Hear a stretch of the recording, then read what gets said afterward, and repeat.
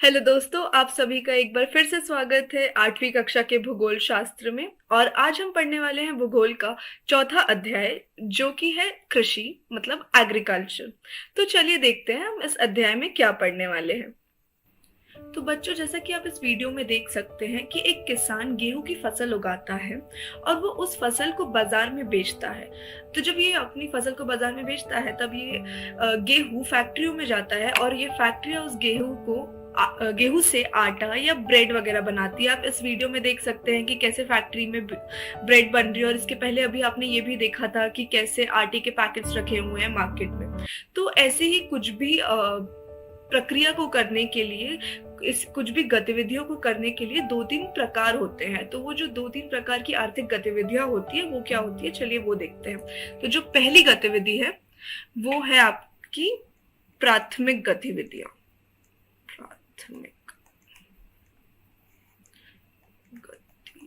गतिविधियां, तो जो आपकी प्राथमिक गतिविधियां होती है वो प्रत्यक्ष रूप से आपके प्राकृतिक संसाधनों पर निर्भर करती है, जैसे कि आपके पशुचारण हो गया या कृषि हो गया। तो ये सब आपके प्राथमिक गतिविधियों के अंतर्गत आ जाते हैं। तो आपकी जो दूसरी गतिविधियां होती हैं उनको कहते हैं द्वितीयक गतिविधियां। द्वितीयक गतिविधियां, जो द्वितीयक गतिविधियां होती हैं वो आपके इन प्राकृतिक संसाधनों को कुछ नया रूप देके उनको मूल्य दे देती है। जैसे जो कपास रहता है वो कपड़े में बदल जाता है, या फिर जो खनिज रहता है उसको हम लोहे में तब्दील करते हैं, या फिर आपने जैसा कि उस वीडियो में देखा, आप गेहूं की फसल को आटे में बनाते हैं।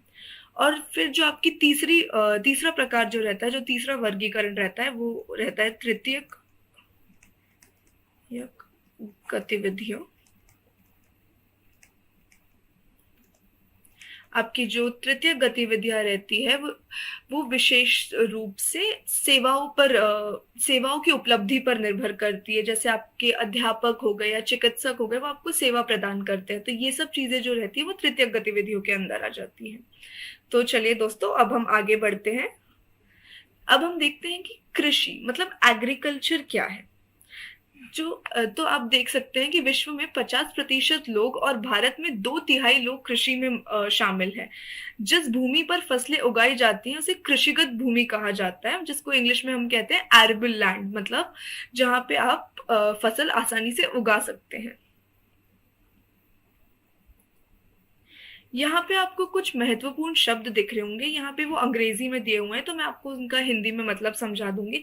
सबसे पहला है आपका एग्री, और उसका जो एंड है वो होता है कल्चर। तो एग्रीकल्चर जो होता है उसे हम कहते हैं कृषि विज्ञान। जो आपका खेती रहती है उसे एग्रीकल्चर कहते हैं। फिर आता है आपका सेरीकल्चर। सेरीकल्चर यानी जो आपका रेशम बनाने वाले जो कीट रहते हैं उनका जो पालन होता है उसको हम सेरीकल्चर कहते हैं।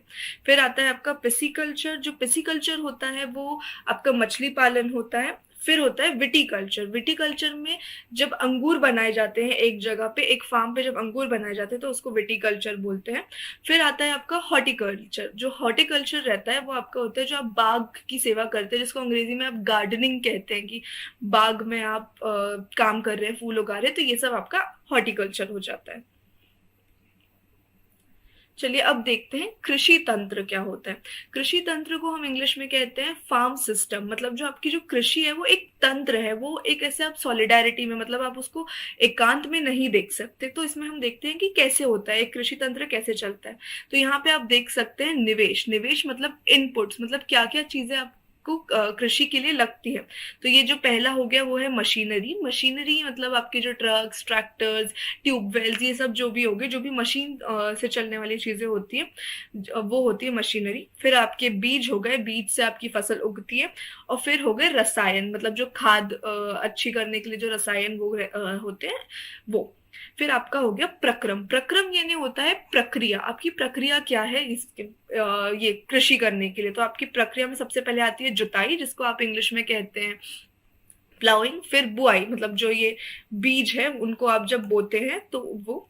और फिर छिड़काव, उसके बाद आप ये जो रसायन है उसको उनका छिड़काव करते हैं। आप जैसे कि ये किसान को देख सकते हैं, ये इस चीज से छिड़काव कर रहा है।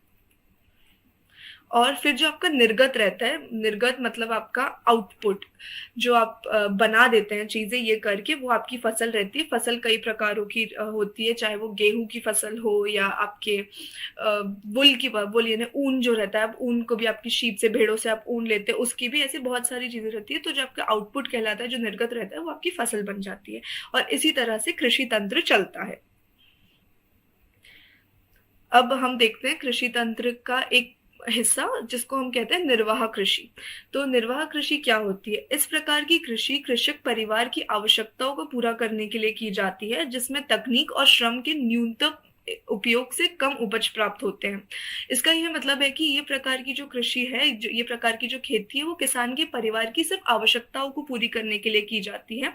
और इसमें जो तकनीक और श्रम है वो बहुत कम होता है, मतलब बहुत न्यूनतम होता है।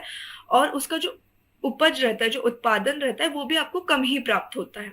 अब आपकी जो निर्वाह कृषि है उसको आप कुछ इस तरीके से विभाजित कर सकते हैं। पहली हो गई आपकी गहन कृषि, फिर हो जाती है आदिम कृषि, जिसको आप फिर से वर्गीकृत कर सकते हैं स्थानांतरी कृषि और चलवासी पशुचारण में। तो अब हम देखते हैं कि गहन निर्वाह कृषि क्या होता है। तो गहन निर्वाह कृषि में जो किसान रहता है वो एक छोटी सी भूमि पे बहुत साधारण से उपकरणों का इस्तेमाल करके खेती करता है। वो सिर्फ खुद के लिए इसमें खेती करता है। और अगर जलवायु वगैरह अच्छी हो और आपकी जो जमीन है वो उपजाऊ हो, तो ये ज्यादा अच्छी भी फसल उग सकती है। और इसमें चावल मुख्य फसल होती है। किसान गेहूं, मक्का, दलहन और तिलहन भी उगाते हैं। यह मुख्य रूप से दक्षिण, दक्षिण पूर्व और पूर्वी एशिया के मानसूनी क्षेत्रों में प्रचलित है। मानसूनी क्षेत्र यानी जो क्षेत्रों में बारिश ज्यादा गिरती है वो। अब आती है आपकी आदिम निर्वाह कृषि। आपकी जो आदिम निर्वाह कृषि है उसको हम दो जगहों में विभाजित करते हैं। पहला है स्थानांतरी कृषि और दूसरा होता है चलवासी पशुचारण। तो स्थानांतरी कृषि क्या होती है, पहले हम वो देखेंगे और उसके बाद मैं आपको बताऊंगी कि चलवासी पशुचारण क्या होता है। तो स्थानांतरी कृषि जो रहती है वो आपके, इसका जो पालन रहता है वो अमेज़न के जंगलों में, अफ्रीका में, दक्षिण पूर्व एशिया में और उत्तर पूर्व भारत में किया जाता है।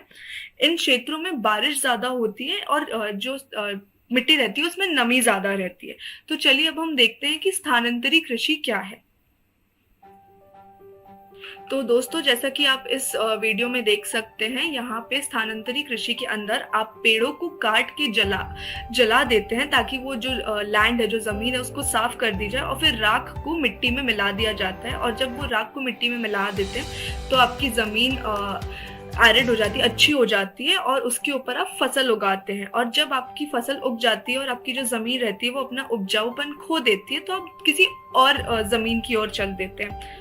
तो इसे आप कहते हैं स्थानांतरी यानी शिफ्टिंग कल्टीवेशन। अब हम देखते हैं चलवासी पशुचारण क्या होता है।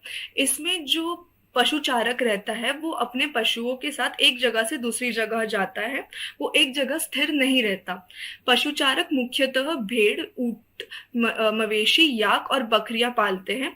ये पशुचारक को और उनके परिवार के लिए दूध, मांस, ऊन, खाल और अन्य उत्पाद उपलब्ध कराते हैं। अब हम देखते हैं कि वाणिज्यिक कृषि क्या होती है। वाणिज्यिक खेती में फसलें बाजारों में बिक्री के लिए उगाई जाती है। ज्यादातर काम मशीनों से होता है। वाणिज्यिक मतलब व्यापार करना।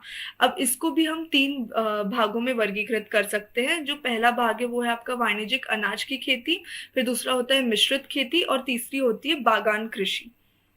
तो जो वाणिज्यिक अनाज की जो कृषि रहती है ये मुख्य रूप से आपके व्यापार के लिए होती है। जो आपका इसमें जो अनाज उगता है वो सिर्फ व्यापार के लिए ही उगाया जाता है। यह मुख्य रूप से उत्तरी अमेरिका, यूरोप और एशिया के समशीतोष्ण घास के मैदानों में प्रचलित है।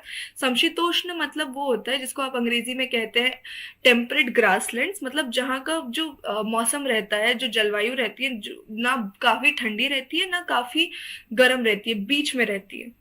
मक्का और गेहूं यहाँ पे मक्का और जो गेहूं रहते हैं वो सबसे ज्यादा अधिक उगाए जाते हैं। फिर आती है आपकी मिश्रित कृषि, मतलब मिक्स्ड फार्मिंग। इसमें भूमि का उपयोग भोजन और चारा फसलों के साथ साथ पशुधन पालन के लिए किया जाता है। मतलब फसल उगाने के साथ साथ इसमें पशुधन पालन के लिए भी भूमि का उपयोग किया जाता है। फिर होती है आपकी रोपण कृषि। तो रोपण कृषि में आप केवल एक फसल उगाते हैं, जैसे कि आपका गन्ना हो गया या गन्ना हो गया या कॉफी हो गई या टी हो गई, ये मतलब चाय हो गई, तो ये सब आप सिर्फ एक उगाएंगे, और इसका मतलब एक ही वृक्ष का रोपण करेंगे, और ये आपकी व्यापार के लिए की जाती है। तो वृक्षारोपण के लिए बड़ी मात्रा में श्रम और पूंजी की आवश्यकता भी होती है। फसलों को खेत में आसपास के कारखानों में संसाधित किया जा सकता है। तो जब ये उगाए जाते हैं उसके बाद इसको आगे आप फैक्ट्री में संसाधित कर देते हैं, ताकि जैसे आपने देखा है कि कॉफी आपको बाजारों में मिलती है, चाय बाजारों में मिलती है, या आपके गन्ने से शक्कर बनती है या गुड़ बनता है, ऐसे बहुत सारी चीजें होती है, तो ये फैक्ट्रियों में दे दी जाती है। अब यहाँ पे आपको एक फोटो दिख रही होगी जो आपके टी प्लांटेशन की है, मतलब जहाँ चाय की जो खेती होती है वहाँ उसकी एक पिक्चर है, यहाँ पे एक दृश्य है। अब हम चलिए देखते हैं कि जो मुख्य फसलें हैं वो क्या क्या है। दोस्तों एक और आपको मैं वीडियो दिखाना चाहूंगी। तो ये जो वीडियो है इसमें आप देख सकते हैं कि अलग अलग प्रकार की फसलें उग रही है, जैसे अभी आपको गेहूं दिख रहे हैं, या आपको टी दिख रही है, मतलब चाय दिख रही है, ऐसे बहुत सारे अलग अलग प्रकार की फसलें आप देख सकते हैं। तो चलिए हम देखते हैं कि जो मुख्य फसलें हैं वो कौन सी हैं। तो जो पहली मुख्य फसल है वो है आपके चावल। जो चावल रहते हैं वो आपको आप इसके लिए आपको जो लगता है ये आपको उष्णदेयी क्षेत्रों में प्राप्त होते हैं। उष्णदेयी क्षेत्र मतलब जहाँ पे गर्माहट ज्यादा रहती है, जिसको हम अंग्रेजी में ट्रॉपिकल कहते हैं। और इसे उगाने के लिए अधिक तापमान, आपको इसे उगाने के लिए अधिक तापमान लगता है, और नमी और बारिश लगती है। इसके लिए आपको जलोढ़ मिट्टी लगती है। जलोढ़ मिट्टी वो होती है जो ज्यादा जल सोख लेती है अपने अंदर। और चावल आपको मुख्य रूप से चीन, भारत, जापान और श्रीलंका में मिलता है। तो मैं इसके एक बार आपको विशेष जो भी है वो लिख देती हूँ। सबसे पहला है हमारा अधिक तापमान, उष्णदेयी जगह,